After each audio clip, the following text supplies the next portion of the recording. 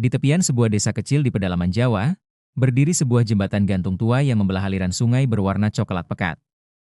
Jembatan itu tak panjang, hanya sekitar 30 meter, tetapi setiap papan kayunya memegang sejarah puluhan tahun, bercampur jejak kaki petani yang pulang membawa padi, anak sekolah dengan seragam basah karena hujan, dan nelayan sungai yang membawa ember berisi ikan. Penduduk menyebutnya jembatan lalu, bukan karena letaknya di masa lalu, tetapi karena cerita-cerita yang selalu lalu lalang dari generasi ke generasi. Sebagian cerita adalah kenangan indah. Anak-anak berlarian sambil tertawa, ibu-ibu membawa sayur dari pasar, kakek-kakek duduk di ujung jembatan sambil mengisap rokok linting. Tapi ada cerita lain, yang lebih kelam, tentang orang-orang yang tak pernah berhasil sampai ke seberang. Konon, setiap beberapa tahun sekali, selalu ada saja yang jatuh. Alasannya macam-macam, terpeleset, papan lapuk, atau bahkan, bisik orang-orang tua, karena jembatan itu meminta tumbal. Ada yang percaya bahwa di bawah jembatan, di pusaran arus terdalam, tinggal sesosok penunggu. Perempuan berambut panjang yang wajahnya tak pernah terlihat, hanya sepasang tangan pucat yang akan meraih siapa saja yang kurang hati-hati. Bagi generasi tua, cerita ini adalah peringatan. Bagi generasi muda, hanya tahayul. Hingga suatu hari, kisah itu kembali nyata, dan desa pun terguncang. Hari itu langit tak pernah cerah. Sejak subuh, awan kelabu bergantung rendah di atas desa, menekan atap rumah-rumah berlapis genteng tua.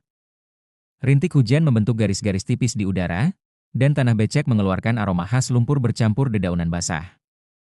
Ari, bocah 10 tahun dengan rambut cepak dan mata yang selalu memancarkan rasa ingin tahu, berjalan pulang dari sekolah bersama dua sahabatnya, Lutfan dan Rina. Mereka bertiga sudah biasa melewati jembatan lalu setiap hari. Jarak sekolah ke rumah memang memaksa mereka menyeberangi sungai itu, karena jalur lain akan memutar hampir setengah jam lebih jauh. Tas sekolah Ari basah di bagian atas, buku-bukunya menebal karena menyerap air. Ia memegangnya dengan satu tangan, sementara tangan lainnya sesekali meraih tali baja jembatan yang dingin dan licin. Lutfan di depan, Rina di belakang, langkah mereka menyesuaikan goyangan papan yang memang terasa berbeda saat musim hujan. Pelan, Ri. Licin, teriak Lutfan sambil menoleh, setengah berteriak agar suaranya mengalahkan deru air sungai di bawah. Ari tertawa kecil. Tenang aja, aku udah hafal tiap papan di sini. Tapi hari itu, jembatan seolah punya rencana sendiri. Hujan yang turun sejak pagi membuat lumut di papan kayu licin seperti sabun. Tali baja yang menjadi pegangan dipenuhi butiran air yang mengalir terus-menerus. Suara kresek pelan terdengar ketika papan ketiga dari tengah sedikit melengkung saat diinjak Ari. Suara yang mungkin tidak akan diperhatikan siapapun jika bukan karena detik berikutnya. Semua terjadi begitu cepat. Kaki Ari terpeleset ke sisi luar papan. Tubuhnya miring, dan sebelum sempat Rina berteriak, jari-jarinya hanya meraih udara kosong. Dalam sekejap, ia jatuh ke bawah. Suara cipratan air keras terdengar, lalu hilang ditelan arus sungai yang deras. Rina menjerit. Lutfan spontan berlari ke ujung jembatan, melempar tasnya, dan mencoba mencari batang kayu atau sesuatu untuk meraih Ari. Tetapi air di bawah mengamuk. Wajah Ari sempat terlihat sekali. Matanya terbuka lebar, bibirnya berusaha memanggil. Lalu pusaran air di bawah jembatan menelannya seperti rahang raksasa yang lapar. Hujan tetap turun. Sungai tetap mengalir. Tapi bagi dua anak kecil di atas jembatan itu, dunia seakan berhenti bergerak. Lutfan menoleh pada Rina yang sudah menangis histeris, lalu mereka berlari sekuat tenaga menuju desa. Napas mereka terpotong-potong, kaki mereka berlumuran lumpur. Di ujung jalan, seorang petani yang melihat mereka segera tahu ada yang tak beres. "Kenapa? Ada apa?" teriaknya. "Ari, jatuh, di jembatan," jawab Lutfan terbata, sebelum terisak. Hanya butuh beberapa menit sebelum kabar itu menyebar seperti angin di desa kecil itu. Dalam waktu singkat, puluhan warga sudah berkumpul di tepi sungai. Sebagian membawa senter, sebagian membawa jaring, sebagian hanya membawa doa. Tapi arus sungai hari itu tak memberi kesempatan. Tubuh Ari hilang begitu saja, dibawa ke arah hilir yang jauh dan gelap. Malam itu, rumah keluarga Ari menjadi pusat kesedihan. Di luar, suara hujan masih menetes dari atap rumah-rumah, sementara di dalam, suara tangis bercampur dengan lantunan ayat-ayat Al-Quran dari para tetangga yang datang menghibur. Tak ada yang tahu bahwa keesokan harinya, ketika tubuh Ari ditemukan, desa bukan hanya akan berduka, tapi juga akan dibayangi kembali oleh cerita lama tentang jembatan yang meminta tumbal. Pagi itu, kabut tebal masih menyelimuti tepi sungai. Udara dingin menusuk kulit, bercampur aroma amis air yang stagnan semalaman. Warga desa sudah berkumpul sejak subuh, sebagian menyusuri tepian sungai, sebagian lagi menyusuri arus di perahu kecil, mata mereka awas mencari tanda-tanda. Suara adzan subuh yang baru saja usai masih terngiang di telinga mereka. Di antara doa dan rasa cemas, ada ketakutan yang tak semua orang berani ucapkan. Kalau benar ini tumbal, mungkin kita tak akan menemukannya. Kalimat itu hanya dibisikkan dari mulut ke telinga, namun cukup untuk membuat beberapa warga membaca istighfar lebih sering dari biasanya. Sekitar pukul 7 pagi, teriakan memecah suasana. Ketemu. Ketemu? Sumber suara datang dari Pak Sarman, seorang nelayan tua yang perahunya berayun di dekat tikungan sungai yang dalam. Warga segera berlarian menuju titik itu. Di antara riak air, tubuh kecil Ari muncul, terperangkap di ranting besar yang tumbang ke sungai. Wajahnya pucat, matanya tertutup, bibirnya sedikit terbuka seperti masih hendak mengucapkan sesuatu. Anehnya, tubuhnya tidak terseret jauh ke hilir meskipun arus deras semalam. Seolah-olah ada yang menyimpannya di sana, menunggu ditemukan. Rina, yang ikut bersama ayahnya, langsung menangis keras begitu melihat sahabatnya. Lutfan memalingkan wajah, matanya berkaca-kaca. Orang dewasa mengangkat tubuh Ari dengan hati-hati, membungkusnya dengan kain putih, dan membawanya pulang ke rumah orang. Di perjalanan pulang, bisik-bisik mulai terdengar lagi. Kan sudah kubilang, jembatan itu minta tumbal, ujar seorang ibu setengah berbisik, tapi cukup terdengar oleh 3 orang di sekitarnya. Aku dengar dulu ada dukun yang pasang penjaga di sana, supaya usahanya lancar, timpal seorang lelaki paruh baya. Naudzubillah, kalau benar, ini syirik besar, jawab yang lain sambil menggeleng. Namun tak semua percaya. Beberapa pemuda berargumen, itu jembatan tua, kayunya lapuk, hujan deras, logis saja kalau orang bisa terpeleset. Tapi di desa, logika dan mitos sering berjalan berdampingan, saling tumpang tindih tanpa garis batas yang jelas. Siang harinya, di serambi masjid, beberapa sesepuh desa berkumpul. Di sana ada Pak Haji Karim, imam masjid yang dihormati, bersama 3 tokoh tua lain. Kita tak boleh langsung menuduh ada yang pakai pesugihan atau santet di jembatan itu, ujar Pak Haji Karim tegas. Kalau kita berpegang pada kabar burung, fitnah akan lebih cepat memakan korban daripada arus sungai. Tapi, Haji, sahut Pak Narto, ini bukan kejadian pertama. Tahun lalu, ada anak SD juga jatuh, meski selamat. 3 tahun lalu, ada ibu-ibu yang terpeleset, tapi tak pernah ditemukan. Orang bilang itu, giliran. Pak Haji menghela napas, lalu berkata, kalau memang jembatan itu rawan, kita perbaiki. Kalau ada yang percaya mitos, kita luruskan dengan ilmu agama. Jangan sampai setan menjerumuskan kita pada syirik hanya karena ketakutan. Sore itu, ketika jenazah Ari sedang dimandikan sesuai syariat, hujan kembali turun rintik. Di tepian sungai, 2 anak kecil yang sedang bermain memungut ranting mengaku melihat perempuan rambut panjang berdiri di bawah jembatan. Cerita itu segera menyebar, membuat sebagian warga menutup rapat pintu rumah sebelum maghrib. Bagi sebagian orang, itu hanya imajinasi anak-anak yang trauma. Tapi bagi mereka yang sudah lama percaya, itu adalah tanda bahwa penunggu jembatan kembali puas untuk sementara, sampai waktu berikutnya.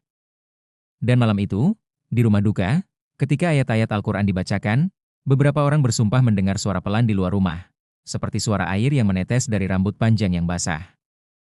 Pagi setelah pemakaman Ari, hujan telah reda. Kabut tipis masih menggantung di atas sungai, membuat jembatan lalu tampak seperti mengambang di udara. Beberapa pemuda desa, dipimpin Pak Narto, memutuskan memeriksa kondisi jembatan untuk memastikan apakah tragedi itu murni kecelakaan atau akibat kelalaian. Langkah mereka hati-hati. Papan-papan kayu berdecit, dan beberapa terasa goyah. Saat memeriksa bagian yang patah, Pak Narto memutuskan membuka satu papan yang longgar di bagian tengah jembatan.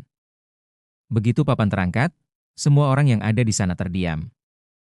Di celah sempit itu, mereka menemukan seikat kain merah yang sudah basah kuyup, diikat dengan tali rafia. Di dalamnya terdapat bawang putih yang menghitam, beberapa lembar daun kering, dan sebuah jarum jahit panjang yang berkarat. Pak Narto memandang lama pada benda-benda itu, lalu menoleh pada warga lain. Ini bukan benda biasa.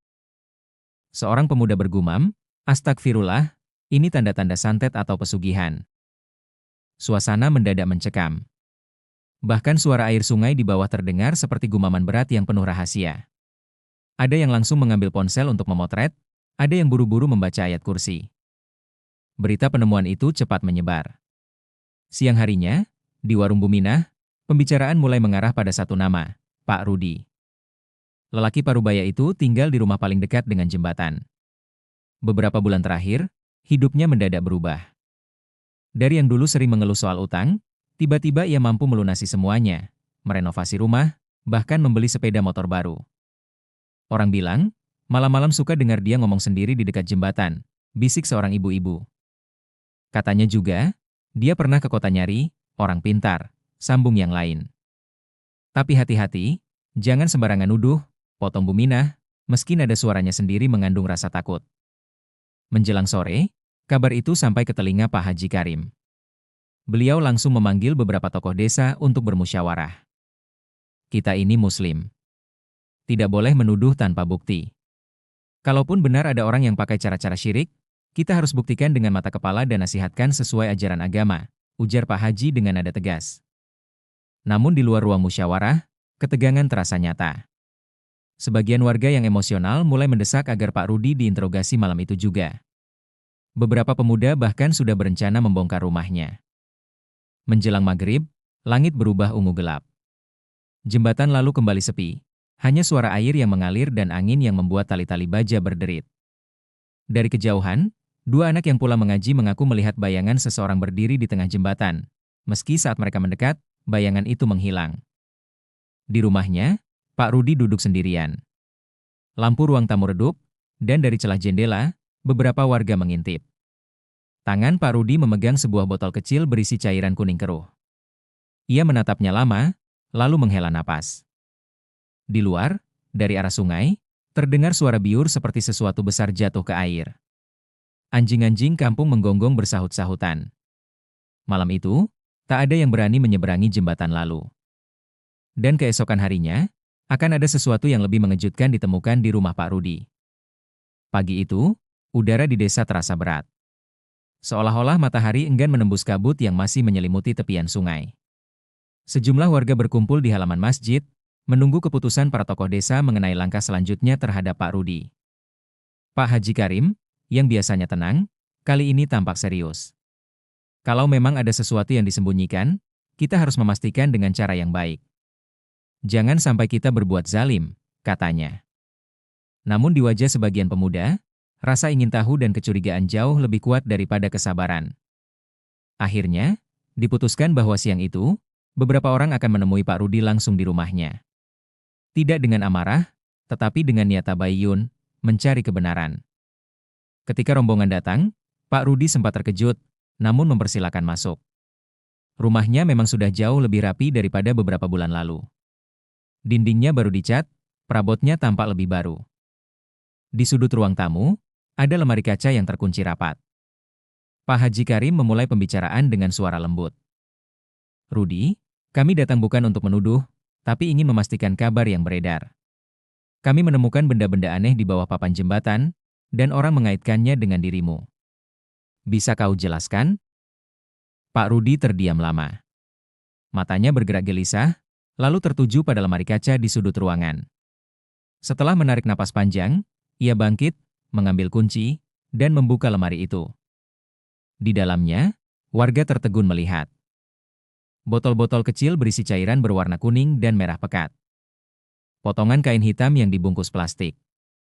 Sebuah foto lamanya yang terbakar sebagian. Dan paling mencolok, sebuah patung kecil berwajah samar, terbuat dari campuran lilin dan rambut. Dengan suara berat, Pak Rudi akhirnya bicara. Aku memang pernah ke kota. Saat itu aku terdesak hutang dan takut rumahku disita. Aku bertemu seseorang yang mengaku bisa menolong.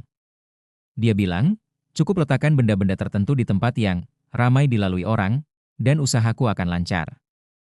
Dia tidak pernah menyebut soal nyawa, aku pikir itu hanya semacam jimat penglaris. Suara Pak Rudi mulai bergetar. Tapi sejak aku melakukan itu, memang selalu ada kejadian aneh di jembatan.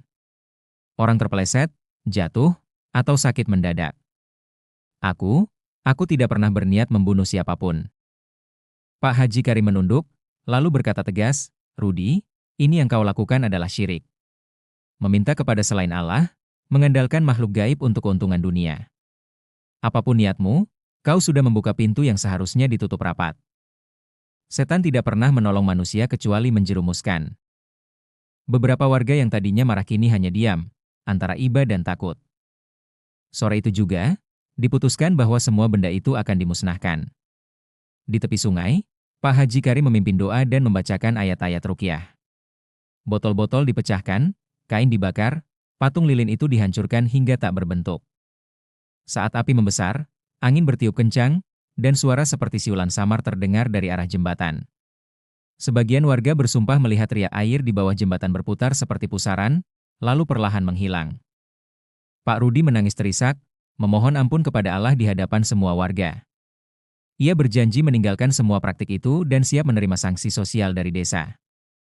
Meski benda-benda itu sudah dimusnahkan, rasa takut belum hilang sepenuhnya. Beberapa orang percaya bahwa penunggu jembatan tidak akan begitu saja pergi. Ada yang bilang, jika ia sudah pernah menerima tumbal, ia akan menagih lagi.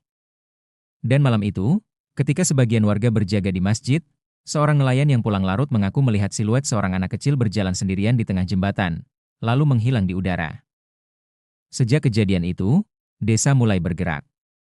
Jembatan lalu menjadi perhatian utama. Papan-papan tua diganti dengan kayu baru, tali baja dibersihkan dan diperkuat, dan lampu-lampu dipasang di kedua ujungnya agar tidak lagi gelap di malam hari. Setiap kali hujan deras, anak-anak dilarang menyeberang.